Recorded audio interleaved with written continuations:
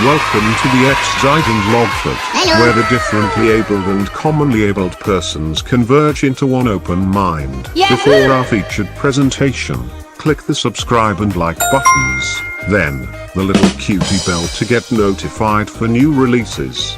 Let's go. Let's go. Let's go.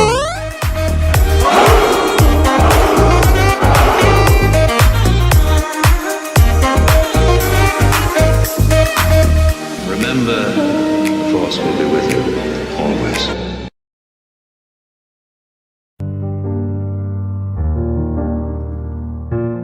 Sugat ng isip. Ito ay isang artikulo na pangunahing nakatuon sa isang kondisyon sa kalusugan ng isip na tinatawag na post-traumatic stress disorder. Magsisimula ako sa gabi ng ika-30 ng Hunyo taong 2010. Nakasakay ako sa aking motorsiklo papunta sa aking trabaho bilang isang surgical unit nurse at ang aking schedule ay ang night shift. Bigla kong naramdaman na parang flat ang gulong sa likod ng motor ko kaya kailangan kong huminto at tingnan ito. Hindi pa ako nakakababa sa motor ko. May dalawang lalaki na lumapit sa akin at hinawakan ang braso ko at nagdeklara ng hold up. Sinabi ko sa kanila na kukunin ko ang aking wallet at mga cellphone sa aking backpack. Inilabas ko ang mga gamit ko at ibinigay sa mga magnanakaw. Akala ko tapos na. Biglang bumunot ng baril ang isa sa mga tulisan, itinutok sa ulo ko, tapos may narinig akong putok ng baril. At pagkatapos noon, bumagsak ako sa lupa, naramdaman ko ang pag-agos ng dugo mula sa aking ulo, at bago ako nawala ng malay, nagawa kong sumigaw ng tulong. Pagkatapos ay naging blanko ang lahat. Nagising ako na may mga benda sa ulo at mata. Pagkatapos ay narinig ko ang mga bipang voices. Pagkatapos ay narinig ko ang surgeon na nagtatanong sa akin kung nakakaramdam ako ng anumang kakulangan sa ginhawa, at kung alam ko kung nasaan ako, at kung naaalala ko ang kasalukuyang petsa. Nataranta ako at hindi agad nakasagot. Pagkatapos ay sinabi niya sa akin na ako ay binaril sa ulo at na ang bala ay sumablay sa aking utak ngunit nasira nito ang aking optic at olfactory nerves. At nasugatan ang mga bahagi ng aking bungo. Narinig ko ang mga bagay na iyon. Alam ko ang pagbabala, bilang isang nurse, natutunan ko ang tungkol sa mga pinsalang ito at kung ano ang maaaring mangyari sa isang pasyente. Nang marinig ko ang sinabi ng doktor tungkol sa aking mga pinsala, nagsimula akong mag-isip na ang nangyari sa akin ay isang career ender. Dahil alam ko sa katotohanan, kapag ang mga optic nerve ay naputol, hindi na sila babalik. Mula noon, pilit kong nilalabanan ang mga sugat ng aking isipan.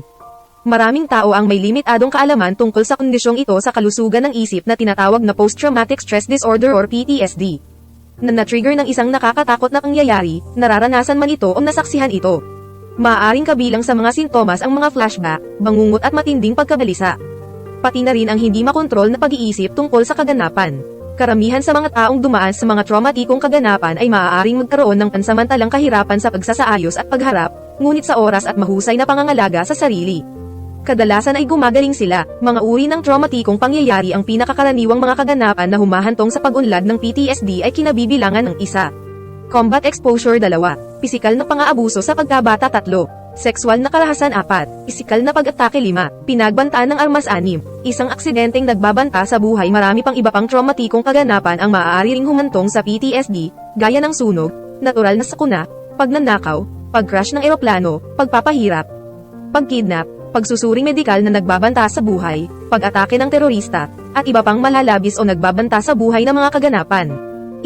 Mga komplikasyon ang post-traumatic stress disorder ay maaaring makagambala sa iyong buong buhay, sa iyong trabaho, sa iyong mga relasyon, sa iyong kalusugan at sa iyong kasiyahan sa pang-araw-araw na gawain. Ang pagkakaroon ng PTSD ay maaari ring tumaas ang iyong panganib ng iba pang mga problema sa kalusugan ng isip, tulad ng depresyon at pagkabalisa, mga isyu sa paggamit ng droga o alkohol, mga karamdaman sa pagkain, mga kaisipan at kilos ng pagpapakamatay 2. Pag-iwas pagkatapos makaligtas sa isang traumatikong kaganapan. Maraming tao ang may mga sintomas na tulad ng PTSD sa una, gaya ng hindi matigil sa pag-iisip tungkol sa nangyari. Takot, pagkabalisa, galit, depresyon, pagkakasala, lahat ay karaniwang reaksyon sa trauma. Gayunpaman, ang karamihan sa mga taong nalantad sa trauma ay hindi nagkakaroon ng pangmatagalang post-traumatic stress disorder. Ang pagkuha ng napapanahong tulong at suporta ay maaaring maiwasan ang mga normal na reaksyon ng stress na lumala at maging PTSD. Maaaring mga hulugan ito ng pagbailang sa pamilya at mga kaibigan na makikinig at magbibigay ng call iwan. Maaaring mga hulugan ito ng paghahanap ng isang profesional sa kalusugan ng isip para sa isang maikling kurso ng therapy. Maaaring makatulong din ang ilang tao na bumaling sa komunidad ng kanilang pananampalataya. Ang suporta mula sa iba ay maaari ring makatulong na pigilan ka mula sa hindi malusog na paraan ng pagharap, tulad ng maling paggamit ng alkohol o droga. 3. Sintomas. Ang mga sintomas ng post-traumatic stress disorder ay maaaring magsimula sa loob ng isang buwan ng isang traumatikong kaganapan. Ngunit kung minsan ang mga sintomas ay maaaring hindi lumitaw hanggang sa mga taon pagkatapos ng kaganapan. Ang mga sintomas na ito ay nagdudulot ng malalaking problema sa mga sitwasyong panlipunan o trabaho at sa mga relasyon. Maaari rin silang makagambala sa iyong kakayahang gawin ang iyong mga normal na pang-araw-araw na gawain. Ang mga sintomas ng PTSD ay karaniwang pinagsama sa 4 na uri. 1. Mapanghimasok na alaala. 2. Pag-iwas. 3. Negatibong pagbabago sa pag-iisip at kalooban. At 4. Mga pagbabago sa pisikal at emosyonal na mga reaksyon. Ang mga sintomas ay maaaring mag-iba sa paglipas ng panahon o iba-iba sa bawat tao. 1. Mapanghimasok na mga alaala. Ang mga sintomas ng mapanghimasok na mga alaala ay maaaring kabilang ang paulit-ulit, hindi gustong nakababahalang alaala ng traumatikong pangyayari, pagbabalik tanaw sa traumatikong pangyayari na para bang ito ay nangyayari muli, flashbacks, nakakainis na panaginip o bangungot. Tungkol sa traumatikong pangyayari, matinding emosyonal na pagkabalisa o pisikal na reaksyon sa isang bagay na nagpapaalala sa iyo ng traumatikong pangyayari. 2. Pag-iwas. Ang mga sintomas ng pag-iwas ay maaaring kabilang ang sinusubukang iwasang isipin o pag-usapan ang traumatikong pangyayari, pag-iwas sa mga lugar, aktibidad o tao na nagpapaalala sa iyo ng traumatikong pangyayari. 3. Mga negatibong pagbabago sa pag-iisip at kalooban. Ang mga sintomas ng negatibong pagbabago sa pag-iisip at mood ay maaaring kabilang ang mga negatibong kaisipan tungkol sa iyong sarili, sa ibang tao o sa mundo, kawalan ng pag-asa tungkol sa hinaharap mga problema sa memorya. Kabilang ang hindi pag-alala sa mahahalagang aspeto ng traumatikong kaganapan, kahirapan sa pagpapanatili ng malapit na relasyon, pakiramdam na hiwalay sa pamilya at mga kaibigan, kakulangan ng interes sa mga aktibidad na dati mong kinagigiliwan, nahihirapang makaranas ng mga positibong emosyon, pakiramdam na manhid sa damdamin. 4. Mga pagbabago sa pisikal at emosyonal ng mga reaksyon. Ang mga sintomas ng mga pagbabago sa pisikal at emosyonal ng mga reaksyon, tinatawag ding mga sintomas ng pagpukaw, ay maaaring kabilang ang pagiging madaling magulat o matakot, palaging nagbabantay sa panganib, mapanirang pag-uugali, tulad ng labis na pag-inom o pagmamaneho ng masyadong mabilis, problema sa pagtulog, problema sa pag-concentrate, pagkairita, galit na pagsabog o agresibong pag-uugali, labis na pagkakasala o kahihiyan para sa mga batang 6 na taong gulang pababa. Ang mga palatandaan at sintomas ay maaari din kabilang ang muling pagsasadula ng traumatikong pangyayari o mga aspeto ng traumatikong pangyayari sa pamamagitan ng paglalaro, nakakatakot na panaginip na maaaring kasama o hindi kasama ang mga aspeto ng traumatikong pangyayari. Tindi ng mga sintomas. Ang mga sintomas ng PTSD ay maaaring mag-iba sa intensity sa paglipas ng panahon. Maaari kang magkaroon ng higit pang mga sintomas ng PTSD kapag na-stress ka sa pangkalahatan, o kapag nakatagpo ka ng mga paalala ng iyong pinagdaanan. Halimbawa, maaari kang makarinig ng backfire ng kotse at muling ibalik ang mga karanasan sa labanan. O maaari kang makakita ng isang ulat sa mga balita tungkol sa isang sexual na pag-atake at pakiramdam mo ay nadaig ng mga alaala ng iyong sariling pag-atake. 4. Paggamot. Ang paggamot sa post-traumatic stress disorder ay makakatulong sa iyo na mabawi ang kontrol sa iyong buhay. Ang pangunahing paggamot ay psychotherapy, ngunit maaari ring isama ang gamot. Ang pagsasama-sama ng mga paggamot na ito ay maaaring makatulong na mapabuti ang iyong mga sintomas sa pamamagitan ng pagtuturo sa iyo ng mga kasanayan upang matugunan ang iyong mga sintomas, pagtulong sa iyong pag-isipang mabuti ang iyong sarili, ang iba at ang mundo, pag-aaral ng mga paraan upang makayanan kung may mga sintomas muli, paggamot sa iba pang mga problema na kadalasang nauugnay sa mga traumatikong karanasan, tulad ng depresyon, pagkabalisa, o maling paggamit ng alkohol o droga. Hindi mo kailangang subukang hawakan ang pasanin ng PTSD ng mag-isa. Psychotherapy. Maraming uri ng psychotherapy, na tinatawag ding talk therapy, ay maaaring gamitin upang gamutin ang mga bata at matatanda na may PTSD. Ang ilang mga uri ng psychotherapy na ginagamit sa paggamot sa PTSD ay kinabibilangan ng 1. Cognitive therapy. Ang ganitong uri ng talk therapy ay nakakatulong sa iyo na makilala ang mga paraan ng pag-iisip, cognitive patterns, na nagpapanatili sa iyo na natigil. Halimbawa, mga negatibong paniniwala tungkol sa iyong sarili at ang panganib ng mga traumatikong bagay na mangyaring muli. Para sa PTSD, kadalasang ginagamit ang cognitive therapy kasama ng exposure therapy. 2. Exposure therapy. Ang therapy sa pag-uugali na ito ay tumutulong sa iyo na ligtas na harapin ang parehong mga sitwasyon at mga alaala na nakakatakot para matutunan mong harapin ang mga ito ng epektibo. Ang therapy sa pagkakalantad ay maaaring maging partikular na kapaki-pakinabang para sa mga flashback at bangungot. Gumagamit ang isang diskarte ng mga virtual reality program na nagbibigay daan sa iyong muling ipasok ang setting kung saan nakaranas ka ng trauma. 3. Eye movement desensitization and reprocessing, EMDR. Pinagsasama ng EMDR ang exposure therapy sa isang serye ng mga ginabayang paggalaw ng mata na tumutulong sa iyong eye proseso ang mga traumatikong alaala at baguhin ang iyong reaksyon sa mga ito.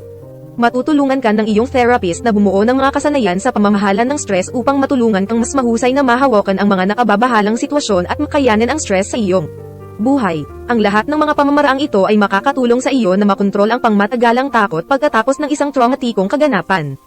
Ikaw at ang iyong profesional sa kalusugang pangkaisipan ay maaaring talakayin kung anong uri ng therapy o kombinasyon ng mga therapy ang maaaring pinakamahusay na matugunan ang iyong mga pangangailangan. Maaari mong subukan ang individual na therapy, group therapy o pareho.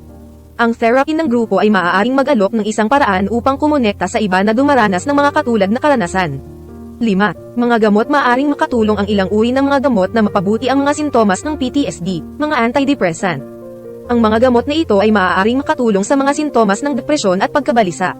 Maaari din silang makatulong na mapabuti ang mga problema sa pagtulog at konsentrasyon. Ang Selective Serotonin Reuptake Inhibitor, SSRI, na inaprubahan ng mga autoridad ng gobyerno, ay maaaring maging malaking tulong. Minsan ay sinabi ni Joseph Brodsky, sapagkat ibinabalik ng kadiliman ang hindi kayang ayusin ng liwanag. Ngayong nabubuhay na ako sa aking mga araw bilang isang bulag. Nakakuha ako ng karunungan at nilagyan ang aking sarili ng iba't ibang mga kasanayan at kaalaman tungkol sa mga teknolohiyang magagamit ng mga bulag. Sa pamamagitan nito, layunin kong magbahagi at magpakalat ng mga impormasyon tungkol sa post-traumatic stress disorder.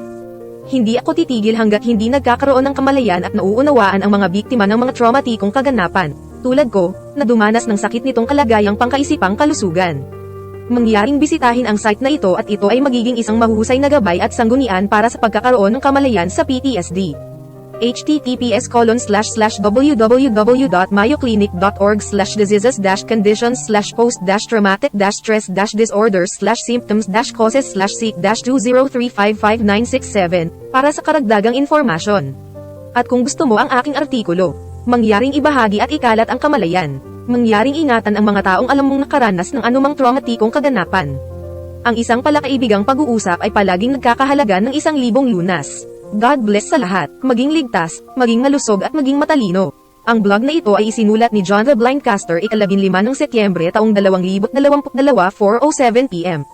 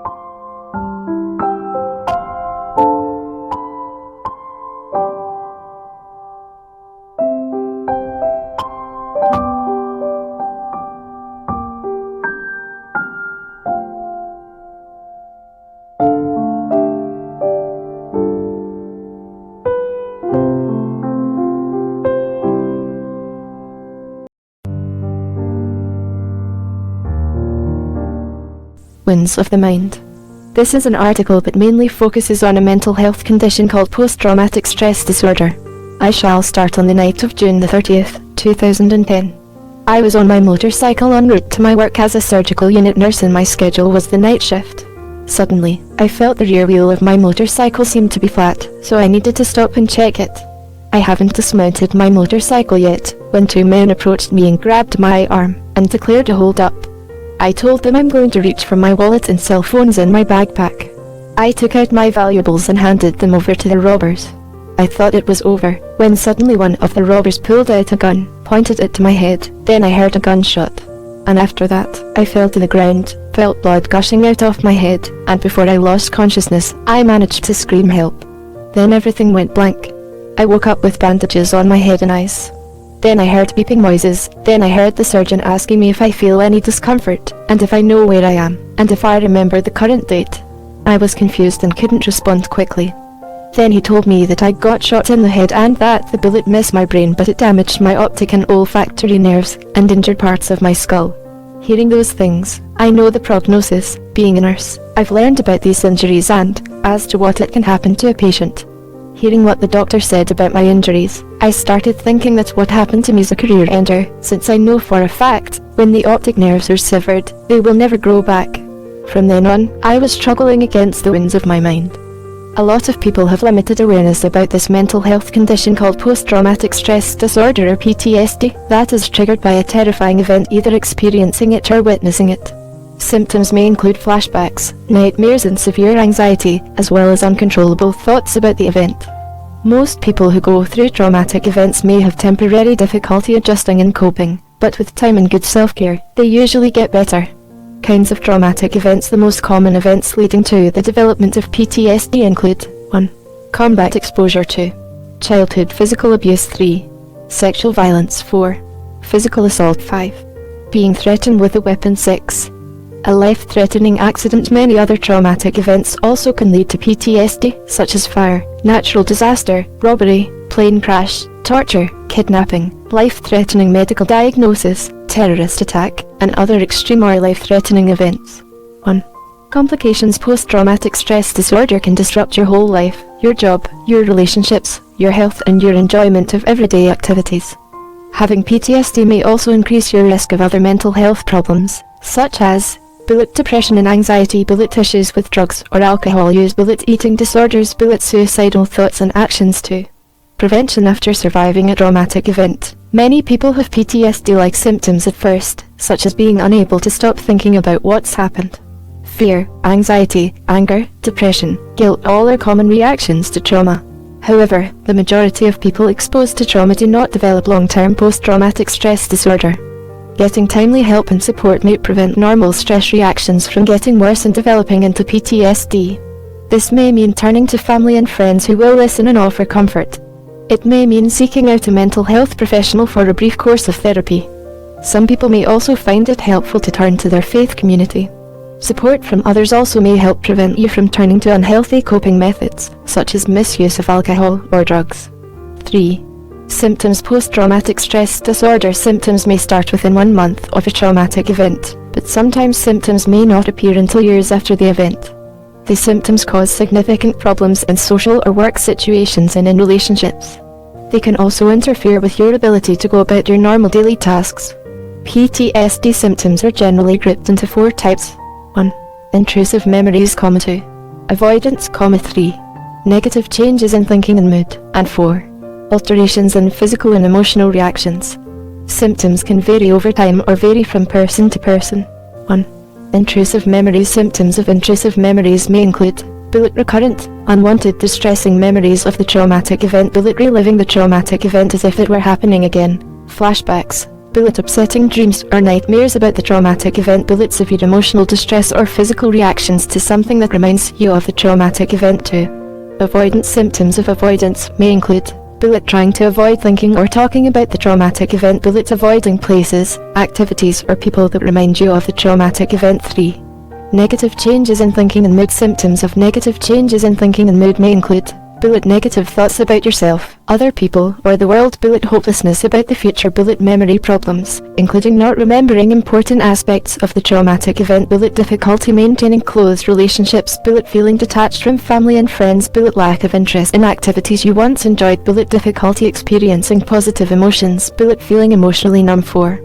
Alterations in physical and emotional reactions. Symptoms of alterations in physical and emotional reactions, also called arousal symptoms, may include being easily startled or frightened, always being on guard for danger, self-destructive behavior, such as drinking too much or driving too fast, trouble sleeping, trouble concentrating, irritability, angry outbursts, or aggressive behavior, overwhelming guilt or shame for children 6 years old and younger. Signs and symptoms may also include reenacting the traumatic event or aspects of the traumatic event through play.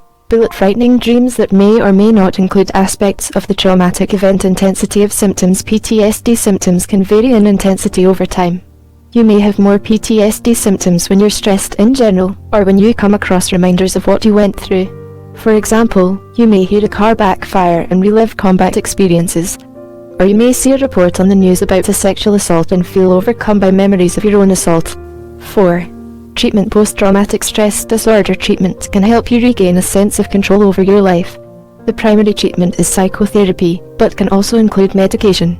Combining these treatments can help improve your symptoms by teaching you skills to address your symptoms, helping you think better about yourself, others and the world, learning ways to cope if any symptoms arise again, treating other problems often related to traumatic experiences, such as depression, anxiety, or misuse of alcohol or drugs. You don't have to try to handle the burden of PTSD on your own.